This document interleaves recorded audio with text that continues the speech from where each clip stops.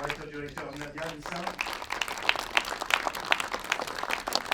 On Saturday, an amazing first film is a co-production between Algeria and France.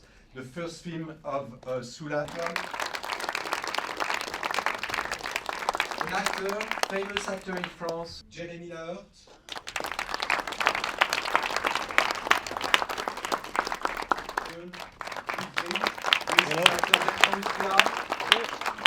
The international premiere tonight.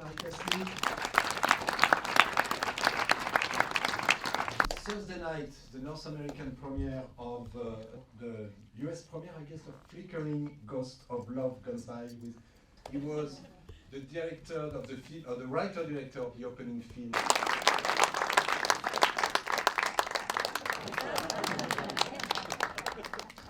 I would like to open the question up as to in what ways for each of you has the business in France changed? I have no idea how French cinema is changing.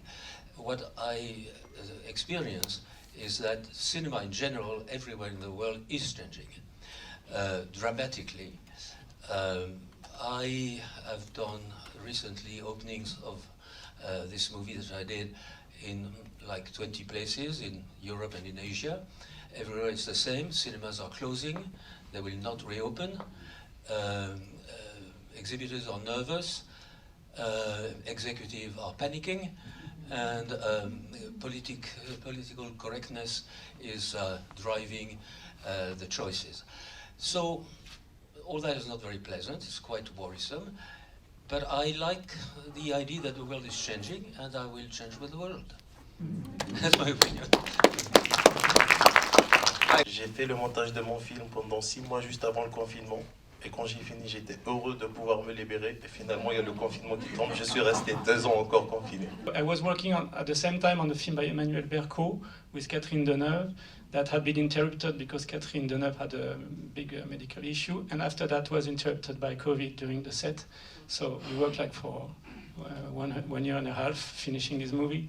And at the same time, I was working on a TV show, and I did like a lot of music for this TV show. And in the end, the TV show by Ziad Doueri, who was on Netflix and on French TV, had a huge audience, of course, because it was good first, and also because all the people were just watching TV shows during COVID. And when Emmanuel's film was released in cinemas, it was very difficult, of course. The film that I made now, Flickering Ghost of Love Gone By, is kind of UFO film, and it would have been difficult to pitch and to finance, and I started to auto-finance it, and then I get the help from the Avance sur Recette, which could make the film possible. And also here and there a little money from Agnès B. Foundation or things like that, and it's really... And Avance sur Recette is a French organization, national organization also, that helps the movie production. In France, you have to find good funds. You have to have a good distributor. And because of the COVID, when the theater opened again, it was really difficult because of the box office. And all the distributors in France, independent distributor, they were afraid. So in my case, the movie you are gonna see perhaps on Tuesday, finally we had a distributor that stopped. And 2 months before the shooting, I thought I couldn't do it. Finally, we found another one. So for me, the situation before and after the COVID is really, for the moment, for the theater, about distribution. And it's really important and difficult in France for that. To be able now today to make a movie like mine, which is 70% English-speaking movie, because Nadia speaks English, I think it's very interesting. Because it shows also how somehow the world also opens in a way. Because yeah, it's very difficult to finance film, and more difficult, and to find distribution even harder. But it's those bridges are very interesting between the countries, how they work. Even for a fiction that I have coming out, it's the same. We've been having bridges with different countries, Germany and Belgium, and so that's interesting, I think. I frankly have no idea how TAFFF put it together. We never discussed budget together. I know that I ended up under budget, but I don't know what's the budget.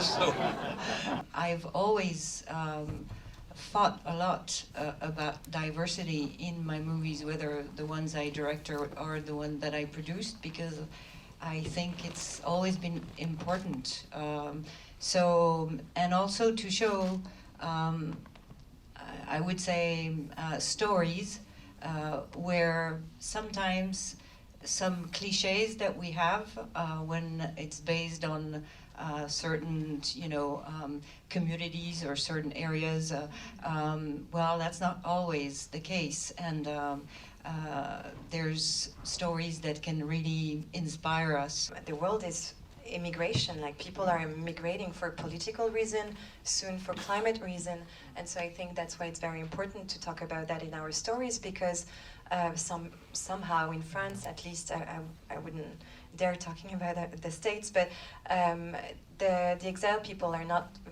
really well welcomed. Je parlais en français aussi. Ouais. Pardon. Désolé, hein, je n'ai pas bien travaillé à l'école pour le coup. I'm sorry, I didn't learn English that well at school. C'est vrai qu'il y a une différence culturelle entre nous en France et ici sur ces questions-là. Quand on a fait les premières rencontres avec les étudiants, on s'est rendu compte que c'était une question beaucoup plus importante pour eux ici que pour nous en France. Moi, mon film, il traite une histoire qui se passe en Algérie. Mais malgré ça, en fait, il y a quand même des inspirations, en fait, pour moi, que ce soit du cinéma français ou du cinéma américain. Et j'ai été touché par tous les festivals et les projections que j'ai fait, que le public, en fait, il a pu comprendre, en fait, le film et l'universalité, en fait, de l'histoire. Et donc voilà, c'est rassurant. As you said Colin Serrault.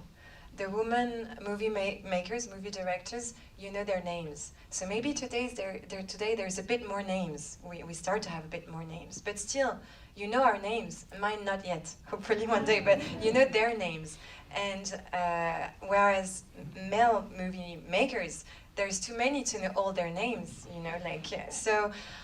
And very honestly, just when you look at the numbers and of the CNC, which we were talking before, like the French Cinema National Organization, like funding and stuff, of course we're very low. Like the female movie directors are still really under. But it's getting there. To me, the name is not important. That, first of all, I think my name is so complicated that nobody remembers it anyway. So, but is the opportunity to create, to write, to direct what you want to do. I think that's the important thing. Is not if people remember your name.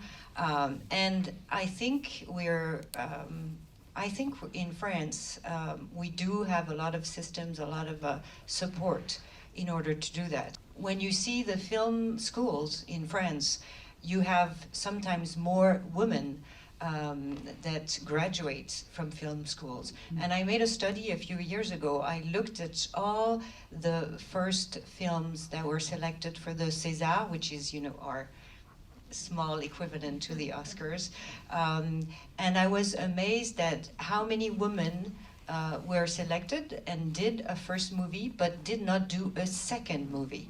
And I think that's where we have to be very working together on that. When I started TV shows in France, they were not that good, I would say.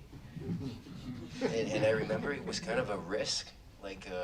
The agents were like, "Oh, you don't want to do TV because then after it's complicated to do movies and stuff." And I was like, "That's pretty stupid because if you can train a lot in TVs, then you have a better training when you go to do movies instead of working in a bar waiting, But now we have the quality, so I think it becomes really interesting." The TV shows in France just started recently to be just like cinema in terms of quality, and there was also, I think this is maybe a French posh way of thinking that once you were acting in a TV show, you were not allowed in the cinema industry, and it's starting to change a bit. It's a bit the same, I guess, when you're comedy actor, you're not allowed to do drama and all that stuff. So we got a lot to learn from you, because guys, from your actors in your industry, because when you get to see, I don't know, for example, I'm a big fan of Jim Carrey, and when you see what he could have done with Michel Gondry or The Mask or whatever, he changed from subject to another. It's a pretty good news in France that there's all these movies and TV shows that are converging to one only thing, which is, I'd say, drama or acting or whatever you call it. But I think, yeah, in a way, you know, we're talking about the industry that is not doing well, but all the platforms coming are really renewing all the stories, and for an actor, it's I think it's a bubble of oxygen. I've been lucky from the very beginning to always navigate between film, movies, and television. So I always worked on both kinds of projects. But there are more and more fantastic projects on TV shows, of course, and for us composers, it's an amazing opportunity to write long scores, tons of cues, and I really love to do that. But I would say it's a complete different experience. I have a TV show on Canal Plus that's called Paris Police 1900, and it's broadcasted here in America as well. And it's like you work in a different way. The movies I've done before, it's almost that you have one scene and you try to make the best of it during the entire day if it's required. But when you work on a series, you gotta do 5, 6, 7, and you gotta be like it's another focus, but it's